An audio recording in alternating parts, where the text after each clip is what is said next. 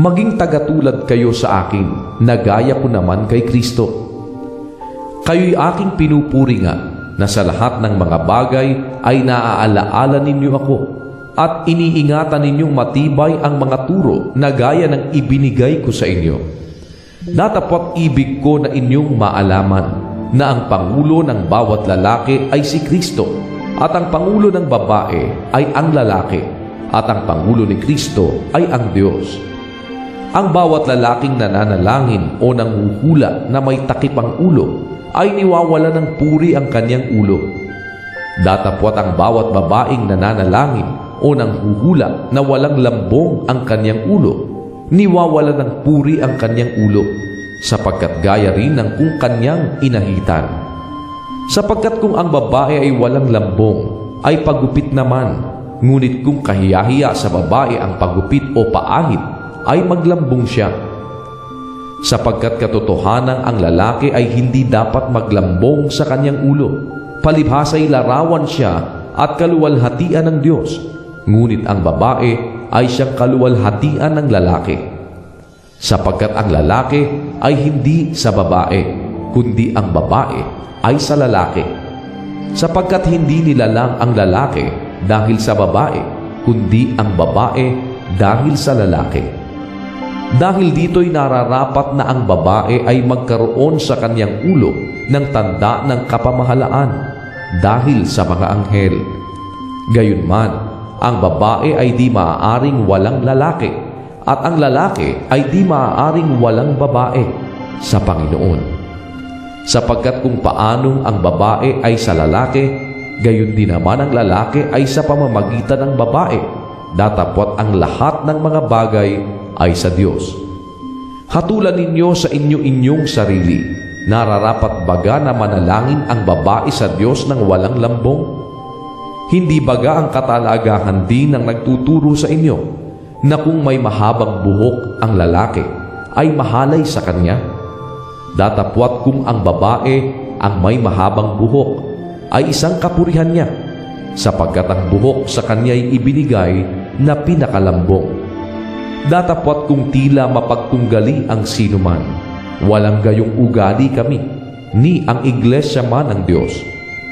Datapwat sa pagtatagubilin sa inyo nito, ay hindi ko kayo pinupuri, sapagkat kayo'y nangagkakatipon, hindi sa lalong mabuti, kundi sa lalong masama. Sapagkat una-unay nababalitaan ko na kung nangagkakatipon kayo sa iglesia, ay mayroon sa inyong mga pagkakabaha-bahagi, at may kaunting paniniwala ako. Sapagkat tunay na sa inyo'y mayroong mga hidwang pananampalataya, upang yaong mga napatunayan na ay mangahayag sa inyo. Kung kayo nga ay nangagkakatipon, ay hindi kayo maaaring magsikain ng hapunan ng Panginoon. Sapagkat sa inyong pagkain, ang bawat isa'y kumukuha ng kani-kanyang sariling hapunan na nagpapauna sa iba, at ang isa ay gutom, at ang iba'y lasing. Ano, wala baga kayong mga bahay na inyong makakainan at maiinuman? O niwawalang halaga ninyo ang iglesia ng Diyos at hinihiya ninyo ang mga wala ng anuman? Ano ang aking sasabihin sa inyo? Kayo bagay aking pupurihin? Sa bagay na ito ay hindi ko kayo pinupuri. Sapagkat tinanggap ko sa Panginoon ang ibinibigay ko naman sa inyo, na ang Panginoong Jesus ng gabing siya'y ipagkanulo ay dumampot ng tinapay, at nang siya'y makapagpasalamat ay kanyang pinagputol-putol at sinabi, "Ito'y aking katawan na pinagputol-putol dahil sa inyo. Gawin ninyo ito sa pag-alaala sa akin."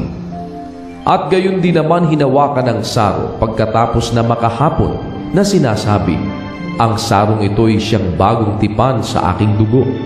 Gawin ninyo ito sa tuwing kayo'y magsisiinom sa pag-alaala sa akin.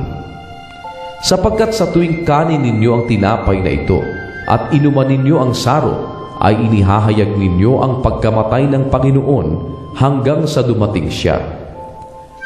Kaya't ang sino mang kumain ng tinapay o uminom sa saro ng Panginoon na di nararapat, ay magkakasala sa katawan at dugo ng Panginoon.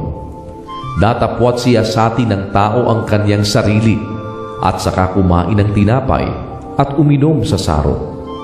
Sapagkat ang kumakain at umiinom ay kumakain at umiinom ng hatol sa kanyang sarili kung hindi niya kinikilala ang katawan ng Panginoon. Dahil dito'y marami sa inyo ang mahihina at mga masasakitin at hindi kakaunti ang nangatutulog. Datapwat kung ating kilalanin ang ating sarili ay hindi tayo hahatulan. Datapwat kung tayo'y hinahatulan ay pinarurusahan tayo ng Panginoon upang huwag tayong mahatulang kasama ng sanlibutan. Dahil dito, mga kapatid ko, kung kayo'y magsasalo-salo sa pagkain, ay mangaghintayan kayo. Kung ang sino man ay magutom, kumain siya sa bahay, upang ang inyong pagsasalo-salo ay huwag maging sa paghatol, at ang iba ay aking aayusin pagparian ko.